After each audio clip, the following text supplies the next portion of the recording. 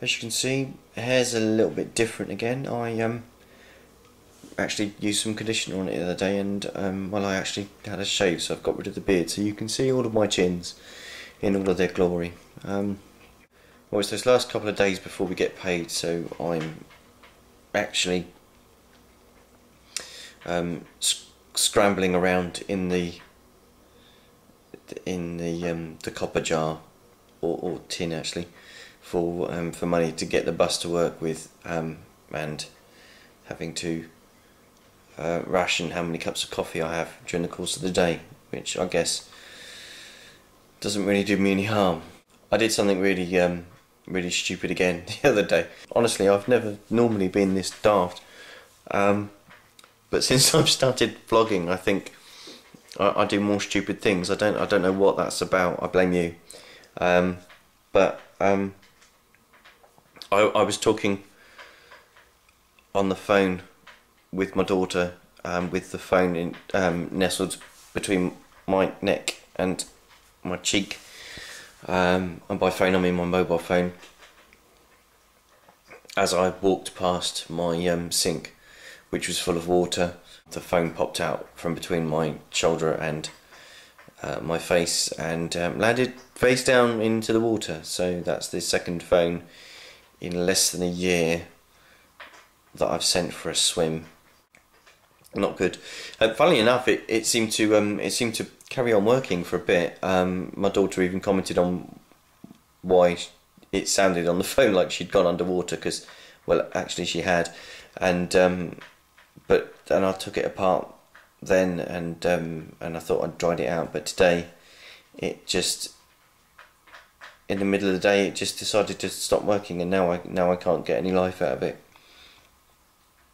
Hopefully the gadget insurance that I've got for it covers me against, well, covers the phone against owner's stupidity. If not, I guess I have to add using a mobile phone to the list of things that I'm avoiding this month, and we'll have to extend it more than a month. Crap. So that's really, really good news, isn't it? Not really, not at all. But I've also done tonight some work on the workbooks for the cognitive behavioural therapy that I started the other week, and I don't know. I've always been kind of like the person that both likes kind of like happy motivational quotations and things like self-help books, and at the same time I also seem to have this very English desire to resist sweeping Americanisms and the happy clappy culture, but I don't know, at some point there's got to be kind of like a round to my cynicism, and it's about helping me see what I can change about how I choose to do or react to things, so that they'll change how I feel about things. That isn't probably really making any sense, and I'm not sitting here trying to sell the program because well, I'm the patient, so that's not really my place. But I just think that, well, it can't really hurt, can it? And it's I'm always fond of quoting Einstein, where he says that only the definition of crazy is the person that keeps doing the same thing over and over again and expects a different result. I don't know, what's the thing with society about it seems to be such a taboo about people that get help with things that they're struggling with mentally. If you've got a broken leg, you wouldn't try to fix it on your own at home, would you? And if you know, if I can learn something from this that's gonna be useful, you know, with how I've been feeling lately, but not just about that, but also about how I'm going to be feeling, how I'm going to deal with the rest of my life, then again, it's kind of like a win-win situation, isn't it? There's nothing that I can lose from it. For the sake of giving up 20 minutes every week or so, it's not exactly it's a bit of a no-brainer, really, isn't it? It's not exactly a hard sell. But I don't get kind of, there's this kind of like shame thing, and I guess that's probably why I've decided to talk about it in my vlog, because I don't want it to be a secret. I don't want other people to feel that if they're going through it or they're using it, then that should be something that they have to hide from people. I mean, if people want it, it's a very personal thing, so I can understand if people don't, but at the same time, I don't want people to feel, I don't think people should feel afraid or ashamed or weakened by having the strength actually to get help with something. If you're drowning, it's not a sign of weakness to ask someone to throw you a life belt, is it? It's not. You wouldn't consider it a weakness. You'd find it really stupid to be so stubborn that you wouldn't call out and ask for help. And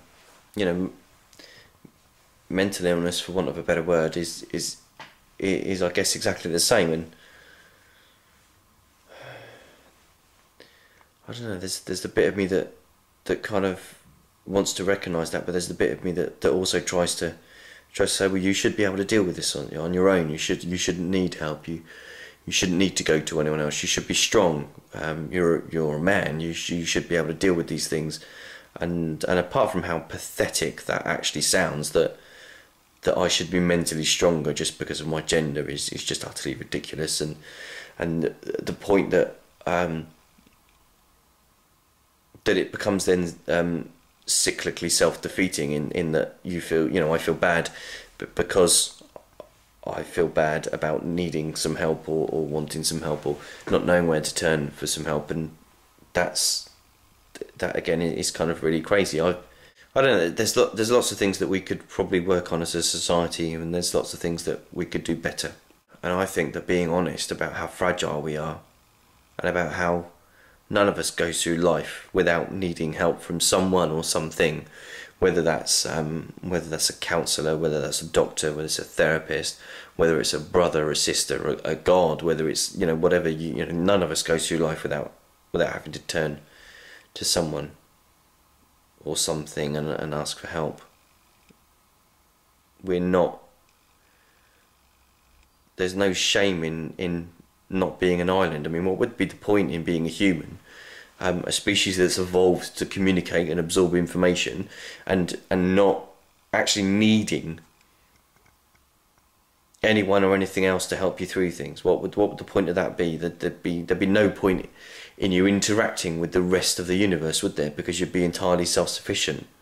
And it's one thing to be, to be strong enough to find your way through life's troubles and to get through things, but there is a point in all of us face, at least once in our lives, where we don't know what to do, where we don't know what the answer is, and we don't know how to get through it, and we can't see how to get through it. And the sooner we all recognise and accept that in ourselves and each other, the better we'll be, because actually I think there's a strength in acknowledging your weakness. I honestly believe that there is actual inherent weakness in not being able to admit the things that you're not good at, or the times when you need help, because that's not a sign of strength. That actually makes you less capable, doesn't it? You're not more capable or more able to do something just because you pretend that you are. I could pretend to fly a plane, but I'm still gonna crash it. No matter how good I am at pretending it, I'm no good. I'm not trained to do that. And despite the numerous computer simulations in the 80s and 90s that I played on my ZX Spectrum or on my Amiga, I'm not actually trained to fly an F-15. I don't know, I'm very good at overthinking things and probably talking a load of rubbish, which is why you might not you might not celebrate the day that you ever decided to click on this video. It's like Kirk says in Star Trek V, and I know that's the worst film ever of the franchise, and I'm going to get all geeky, so I'm very sorry. But no, I don't want you to take away my pain. I need my pain. My pain defines me. Well, this pain is defining me. I've had a really, things are better now. I've had a really, really crap time actually over Christmas and New Year this year.